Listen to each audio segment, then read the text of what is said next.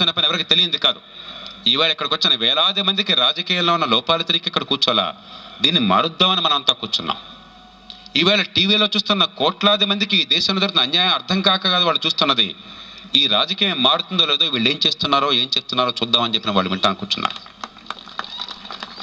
అందరికీ తెలుసు సమస్యల్లో ఏమిటంటే ఎవడు పిల్లి మెడలో గంట కడతాడు. అందుకోసం మనం చూస్తున్నాం. రాజుగారికి బట్టలు లేవు, దిశమలుగా ఊరెడుతున్నాడు అందరికీ తెలుసు.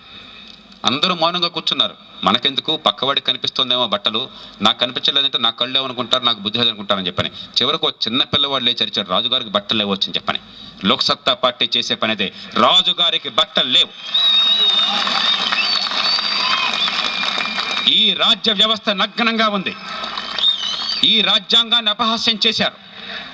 దీన్ని మార్చడం అవసరం అందరికీ తెలుసు. కానీ ఎలుగెత్తి నినదిద్దాం, జనమందరికి అర్థమయ్యేట్టు చెప్దాం, భయాన్ని పోగొడదాం, భేషజాన్ని పక్కన పెడదాం, ఈ దేశాన్ని మార్చుకుందాం.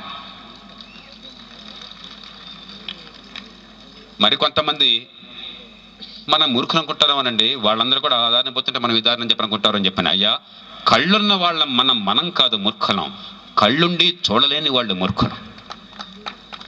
ఓ కుర్రాడు లోయలో పడిపోయాట, కళ్ళున్నవాడు యువకుడు. లోయలో తెగ ఉంది, కళ్ళు లేవు. కళ్ళు ఉంటాయని కూడా తెలియదు వాళ్ళకి. కుర్రాన్ని ఆదరించారు, సేద తీర్చారు, జబ్బు తగ్గించారు, గాయాలు మాన్పించారు.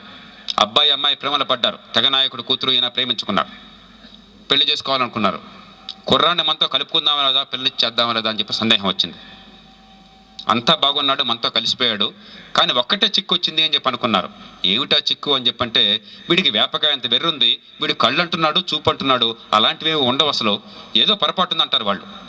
ఏమిటి సమస్య అని చెప్పంటే, తడిమి చూస్తే మొహమ్మద్ 2 బుడిపులు కనిపిస్తున్నాయి, వాటిని పీకేస్తే ఆ కళ్ళు చూపు అనేవి పోతాయి, కాబట్టి వాడు మనతో సమానమైపోతాడని చెప్పి తీర్మానించుకున్నారు.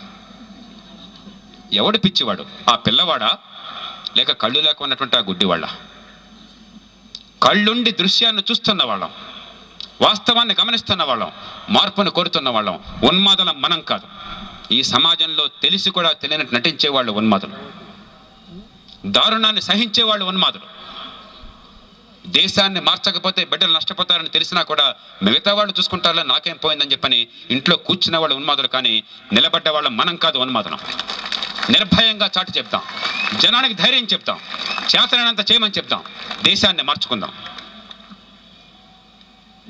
మెరుగైన సమాజం కావాలంటే, మన జీవితాలు మారాలంటే, రాజకీయం గతి మళ్ళీ సరిగ్గా పెట్టాలంటే, నా దాకా వస్తే తప్ప నేను చేయననుకుంటే లాభం లేదు. మీ దాకా, నా దాకా, మన దాకా వచ్చే లోపే మనం చేయడం ప్రారంభించాలి.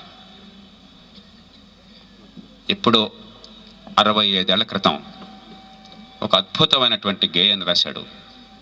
సకాలంలో స్పందించినటువంటి ఒక ఆయన కవిత్వం రూపంలో హృదయంలో ఉన్నటువంటి బాధని బయట పెట్టుకున్నాడు. 2వ ప్రపంచ యుద్ధానికి ముందు యూదులు ఊచకోత కోస్తుంటే పట్టించుకునే కాలంలో, తరువాత దేశంలో ఎంత అన్యాయం జరుగుతున్నా కూడా పట్టించుకోకుండా ఉన్న కాలంలో ఏం జరిగిందో చెప్తూ పాస్టర్ నైములర్ అన్నాడు, మొదట వాళ్ళంతా యూదుల కోసం వచ్చారు, నాజీలు యూదుల కోసం వచ్చారు చంపేద్దామని. నేను యూదుణ్ణి కాదు, అంచేతనే పట్టించుకోలా. ఆ తర్వాత ట్రేడ్ యూనియన్ల వాళ్ళ కోసం వచ్చారు, నేను ట్రేడ్ యూనియన్లో సభ్యుడిని కాదు, అంచేతనే పట్టించుకోలా. ఆ తర్వాత కమ్యూనిస్టుల కోసం వచ్చారు, నేను కమ్యూనిస్టుని కాదు, అంచేతనే పట్టించుకోలా. తరువాత నా కోసం వచ్చారు, చుట్టూ చూశాను, రక్షించేవాడు ఎవడన్నా ఉంటాడు అని చెప్పని, రక్షించడానికి ఒక్కడు కూడా మిగలలేదు అని చెప్పని బాధపడ్డాడు ఆయన. నా దాకా వస్తే తప్ప నేను పట్టించుకోనంటే మిత్రమా అప్పటికి ఆలస్యం అయిపోయినట్టే లెక్క, ఇంకెవరో మిగలరు. ఈ దేశంలో ఎక్కడ ఎవరికి ఎప్పుడు ఎలాంటి అన్యాయం వచ్చినా సరే, నేడో రేపో దాని ప్రభావం నా మీద ఉంటుంది. నేను నష్టపోతానన్న విషయం నాకు స్పృహకు వస్తే అప్పుడు మనం అందరికీ న్యాయం చేయగలం. మహారాష్ట్రలో ఒకళ్ళకి ఎవరికైనా దెబ్బ తగిలితే ఇక్కడ ఆంధ్రప్రదేశ్లో మనం అమ్మ అనగలగాలి. తెలంగాణలో ఒకళ్ళు అన్యాయానికి గురైతే అక్కడ కోస్తాంధ్రలో ఒకళ్ళు కన్నీళ్లు కార్చగలగాలి. కాశ్మీరంలో ఒకడు అన్యాయంగా హింసలకు బలైపోతుంటే ఇక్కడ తమిళనాడులో ఇది నా బాధ కదా అని చెప్పని స్పందించగలగాలి. నా దాకా వచ్చేదాకా నేను పట్టించుకోనంటే లాభం లేదు. లోక్సత్తా పార్టీ కేవలం